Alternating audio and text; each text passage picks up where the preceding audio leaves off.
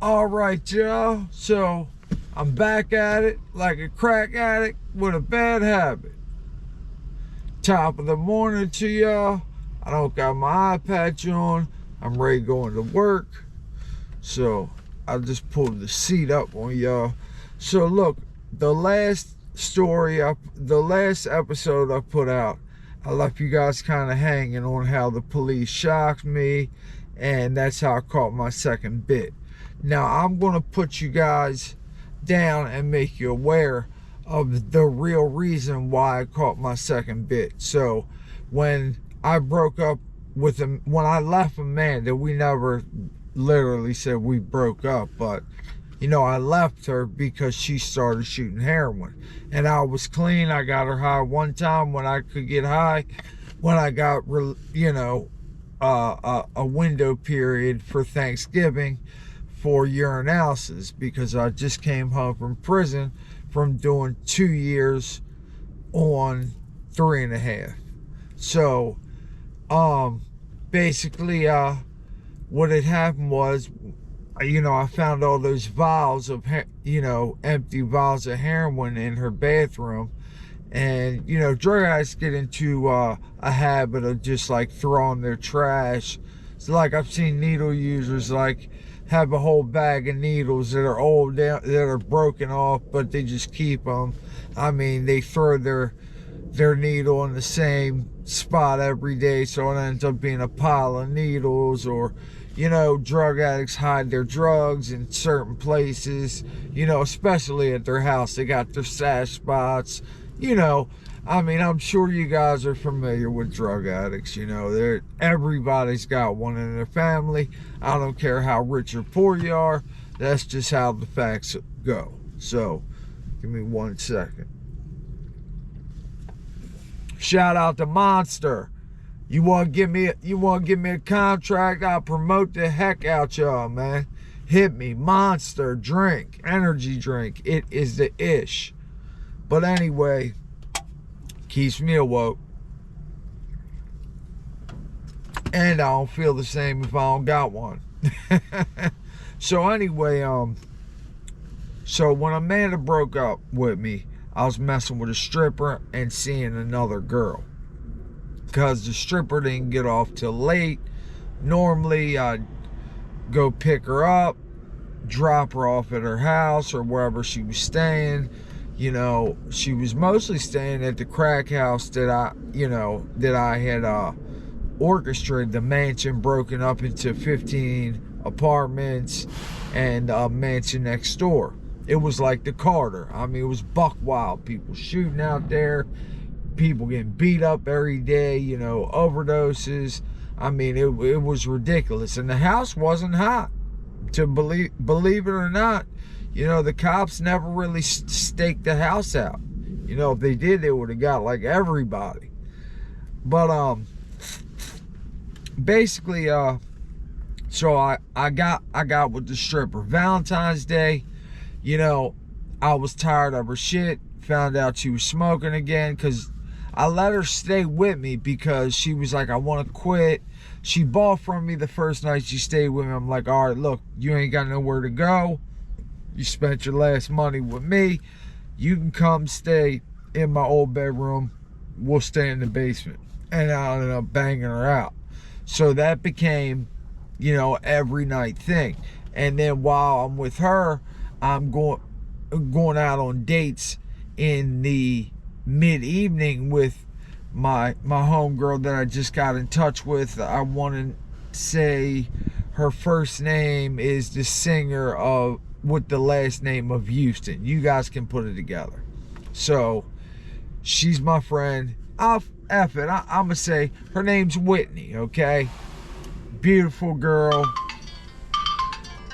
Scam likely, not answering, but beautiful girl. Great personality, great person. It's just the drugs. When the drugs get somebody, some people act no different. Some people become sneaky, grimy, gritty, all the above. And Whitney, that kind of is you. You know what I mean? I know I'm an abusive person when I'm on drugs. I do know that. I will admit that. When I'm using, I'm very abusive. Had to take an interlude. But so Valentine's Day, me and Whitney go out. I'm like, I'm done with the stripper. She's like, are you coming by for Valentine's Day, me and my homegirl? I'm like, no, I'm done. I'm done with you. I'm done. Click. And mind you, she's telling me she wants to, you know, get her own place and all this. So I got like 10 bands. She's been making money, and I did not know she was selling her body. I didn't know. I thought strippers could just come home with $1,000. You know what I mean? One night she had $1,200. She just handed it to me. Here, hold this. I'm putting it in Granny's dresser because nobody messing with the money in Granny's room. So Grandma, rest in peace, Marianne, Loria. You know, I miss you with all my heart. But anyway, that's another story. So I'm fully with Whitney. The girl that was a stripper goes back to, you know, the crack house that I got my co-defendant and the bitch Shelly, the B Shelly that ended up getting me locked up. So she's staying with them the whole time. I wasn't aware that she was the one. They wanted her to get close to me so they could find out where it's stashed at. And she found out, but then when they went to go do the house, they found out, like, they put two and two together first. You know, if my stash house gets hit, it's a girl, you know, and two black dudes that she was messing with. You know, I'd have known it was them, and I'd have came and just sent them up to the sky, let's say. So they put that in the equation, you know, because I just bought 3 guns because I heard somebody was going to rob me, which turned out to be them. So mind you, I'm with Whitney now. We are, you know, going at it like rabid dogs in the bedroom. I mean, she is a beast. You know what I mean? But subject switch, you know, like I said, I'm abusive though. But the best thing about her is when she's high, you know, she is a beast in the bedroom, as well as most men and women are. You know, it gives you power, stamina, energy. It makes you euphoric, everything. But I'm not saying do it. And I'm not saying I would do it again. I've been celibate for 5 years now, over 5 years now. And I choose to be celibate. You know what I mean? I don't search out women.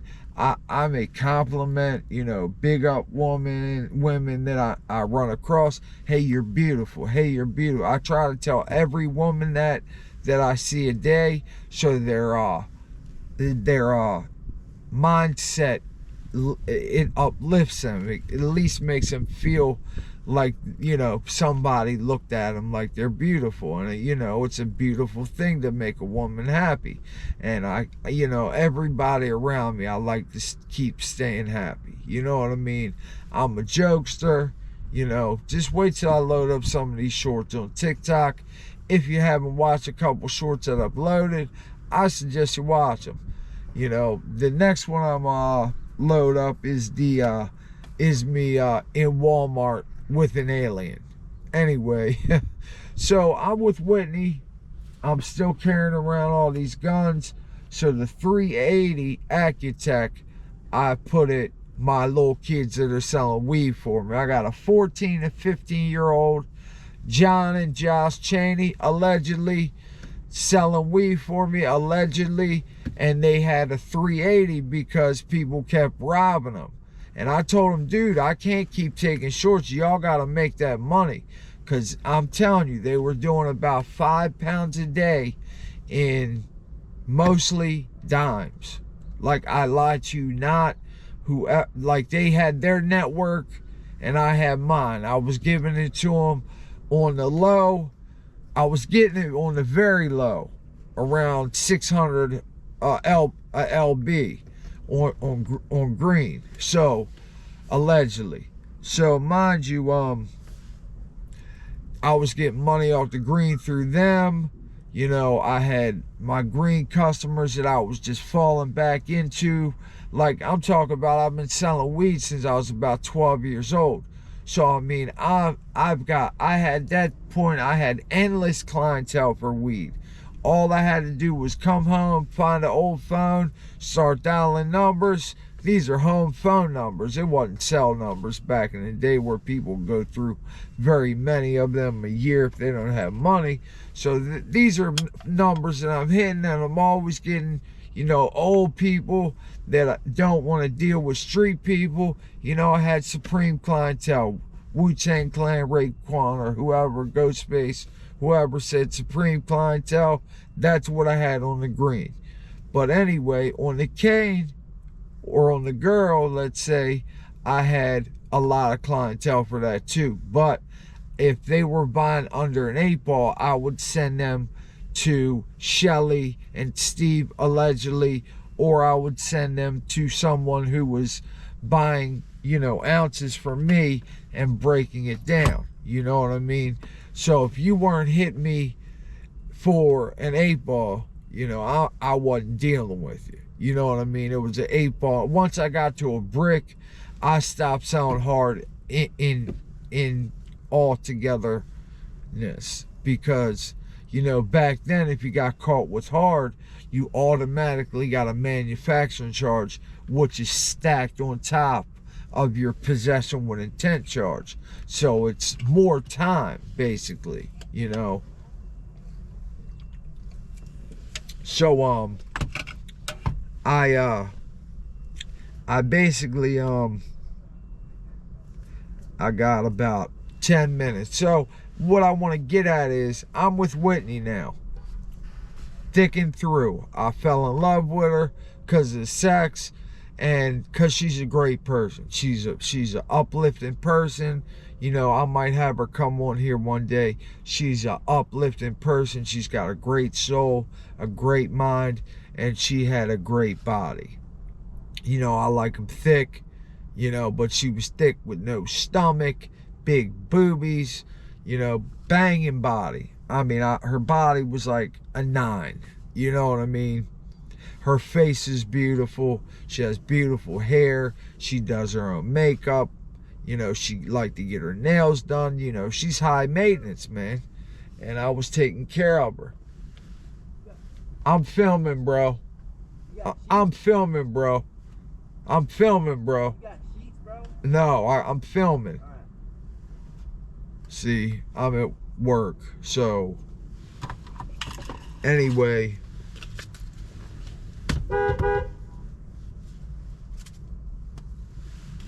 Anyway, I'll keep this in the line. He wants a sheet. Appreciate you, bro. Open the door. I'm filming. Say hi to my YouTube people. Go ahead. Stick your face on there. This is a young man. This is a young man from my work. I got 4 sheets of rolling paper left. Here, I'm gonna show y'all. Go ahead. There. What's your name? Say what's your Instagram? What's your Facebook? SAVVSIN. What's that? Instagram or Facebook? IG. That's his IG. Say it again to the camera, bro. SAVVSIN. And this is Check the that one shit eye. out. This is the One Eye Mark Show. Promote me, bro. The One Eye Mark Show. It's my YouTube channel. I got Take one paper, bro. Like, I ain't want to get one up. I ain't gonna lie. You see how thin they are. Just take one though, bro. I just smoked a whole bee, so I smoked a whole backwood with 2 of them wrapped on it. All right, thank you, home.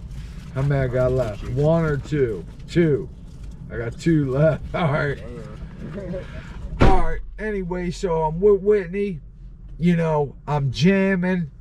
You know, she's down, but she's got a coke problem. And she was stealing, and I caught her.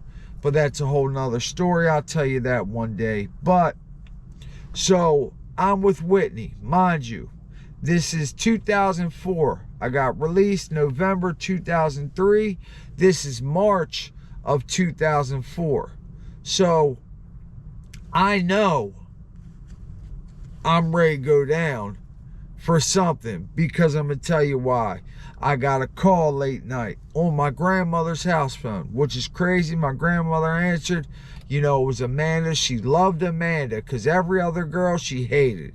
I don't know why. Whitney was a great person. She hated my baby mother, Anna. Rest in peace, Anna, you know, but it is what it is. You know, I have no remorse for that because she gave my son up. But anyway, we'll talk about that at another time. I've got endless stories. My life is twist and turn in every way, shape, or form. So I'm with Whitney, and my co-defendant calls me. We go do what we do. But before that, about 2 weeks before my co-defendant decides to rob or M Shelley, it's, you know, that's what he wanted to do. He wanted to M her anyway. So basically, let me see, let me put it right there.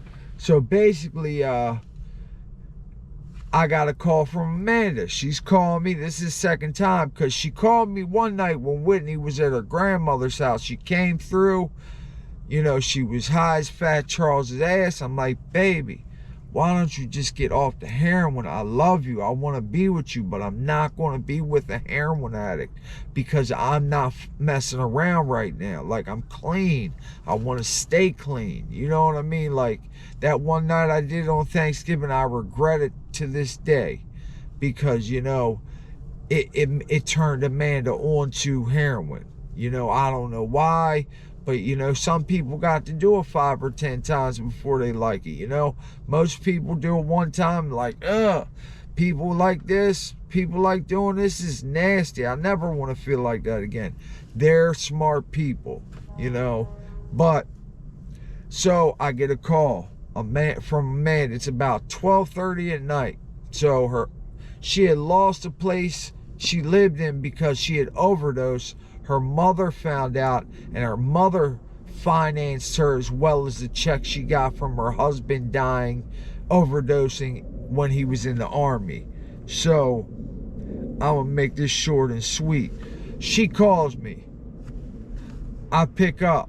My grandmother was talking to her too, and I said, all right, Ma, let you go. She's like, I don't want to talk, but I'm like, Ma, she'll call you later. So man's like, what's up with you? I'm like, what's up? She's like, can I come through? I'm like, yeah, I want you to come through. Matter of fact, here, talk to my new girlfriend. She's like, no. I put Whitney on the phone. Whitney is so sweet. They talk for about an hour and a half. I get back on the phone. I'm like, yo, where are you at? She's like, I'm not coming by. I was like, what do you mean you're not coming by? You said you were coming through. I was like, stop. I'm like, where are you? She's like, I'm in Texas. I'm like, yeah, right. She was coming through for a booty call, or, you know, to just lay in my arms, because the first time she came through, I just held her and talked to her and told her how much I wanted to be with her, but she was getting high, couldn't be with somebody like that. So what had happened was, she had bought 2 20s. Back then you get raw heroin in these big vials. And she bought 2 20s, and she went back to her mother's house, and knowing that you'll slam 2 20s of raw heroin, you'll die, she killed herself on purpose because she thought she was always going to have me, and what she did always have me, but I was just having her in a different way now. You know what I mean? I wasn't with her. I still loved her with all my heart.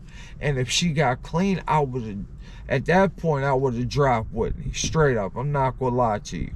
But Whitney, I'll get to that. But after I came home from the armed robbery bit, home invasion armed robbery bit, you know, I got back with Whitney. And when I got back with her, you know, I wish we had never parted, because she had become a woman of the street. Let me put it like that. She was for the streets, as Preacher would say. So Amanda went back to her house, and this is the reason why I started going nuts. After I found out Amanda killed herself, overdosed, and died, I started robbing everything, allegedly. Drug dealers, every connect except my man B. Shout out to B. Get at me, yo. Get at me if you see this video. But, you know, I was robbing other places, establishments, allegedly. You know, never got caught. So, no case, no face. No, I wasn't there allegedly. Or if I was there allegedly, I didn't do it allegedly. But anyway, allegedly. So, you know, when she died, I just went nuts. It turned me into a madman. I was slapping the shit out of fiends all the time. I'm talking about people who are spending $2,000 a week with me. I'm talking about rent, money, mortgage payments, all that stuff, man. And you know, I was going nuts. So basically, you know, that's what made me do what I did when I did the home invasion with my co-defendant on Shelly. You know what I mean? So I just wanted to put you guys on point. The real reason why I lost my mind and started just not caring was because Amanda killed herself by shooting up two 20s of heroin. And you know, it just ate me up inside, and I was so distraught in my mind. Whitney was there for me 100%, but you know, I was just a beast. I wanted to go back to prison, you know. I wanted to go back, I'm not gonna lie to you, because it's easy in there. And for you guys to go back there, that's a cowardly way to live your life, to just live in prison. But some people do that. Well, look, I just wanted to put you guys down. This is the One Eye Mark Show. Support me. My Cash App is the money sign, capital M, lowercase ARK, capital L, URIA, all lowercase. So it's Mark Loria, Cash App Mark Loria, money sign Mark Loria. The One Eye Mark Show. Peace. F yo mama. Yeah.